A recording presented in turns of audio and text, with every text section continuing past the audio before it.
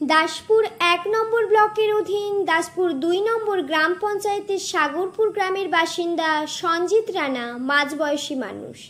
বর্তমানে ২০১২ সাল থেকে ২০২৫ সাল অর্থাৎ দীর্ঘ ১২ বছর এক যুগ ধরে স্বনির্ভর ও জীবন জীবিকার তাগিদে নিজেকে তৈরি করে নিয়েছেন। কঠোর পরিশ্রম করে গৃহস্থের সকলের গ্রাসাচ্ছাদনের ব্যবস্থা করেন। স্ত্রী ও ২ পুত্রের প্রতিপালকও তিনি এক অভিনব পদ্ধতিতে বাঁশির হুইসেল বাজিয়ে বাড়ি বাড়ি দুধ ক্রয় ও বিক্রয় করেন, প্রায় ৫০ লিটার দুধ, আর এর থেকে চলে জীবন জীবিকা ও কাজ। ঠিক এইভাবেই কত মানুষ কত বিভিন্নভাবে জীবন জীবিকার কাজ করে স্বনির্ভর হয়ে বাঁচার স্বপ্ন দেখেন। তথ্য রিপোর্টে গঙ্গাধর রায়ের সাথে সংবাদ পাঠে আমি অন্তরা মাইতি, ঘাটাল বার্তা। আমরা এই মুহূর্তে প্রত্যেক দিনের যে জীবনযাত্রা আপনারা দেখছেন, একটা হুইসেল বাজছে মানে বাঁশি। তো এই ছেলেটি তার কর্মজীবন, সে এই দুধের যে ডেলিভারি এটা বাড়িতে বাড়িতে সে দেয় এবং এর মাধ্যম দিয়েই সে তার স্বনির্ভর জীবিকা অর্জন করছে এবং খুব সুন্দরভাবে তার মনটাকে খুব সুন্দর করে সাজিয়ে নিয়েছে। কারণ আমি দেখলাম যে মুখে অনেকে ডাকলে অনেক সমস্যাকে সাড়া দিল না দিল, কিন্তু ও দেখলাম একদম ডিজিটাল, এক কথায় বলতে গেলে ও নিজেকে ডিজিটাল করে তুলেছে, অত্যাধুনিক করে তুলেছে। একটা হুইসেল দেয়, বাঁশি বাজালেই বাড়ির লোকেরা বেরিয়ে আসে। আমরা দেখলাম এরকমই একটি দৃশ্য হাটগেছার কাছাকাছি। তো সেটা দেখেই আপনাদের সামনে এটা আমরা রিপ্রেজেন্ট করছি। আপনার নাম? সঞ্জিত রানা। সঞ্জিত রানা, কতদিন আপনি এই মিল্কের এই ডেলিভারি ব্যবসাটা করছেন? আমি এই ব্যবসাটা নেই করে ধরুন প্রায় 2012 সাল।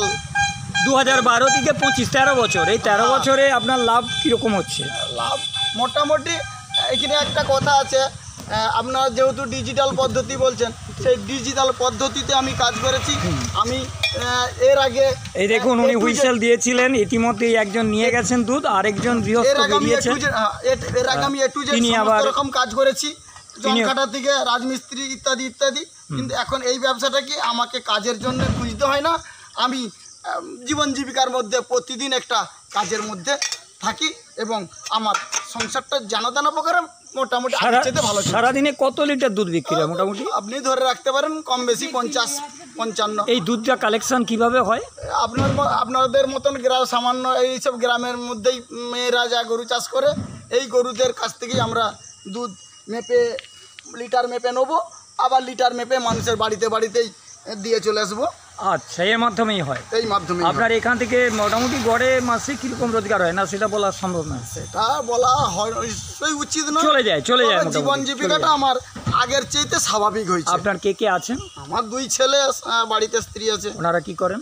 স্ত্রী ঘরের গৃহিণী এবং ছেলে আপাতত বর্তমানে এখন রেফ্রিজারেশন টেকনিক্যালে একটা কাজ করছে।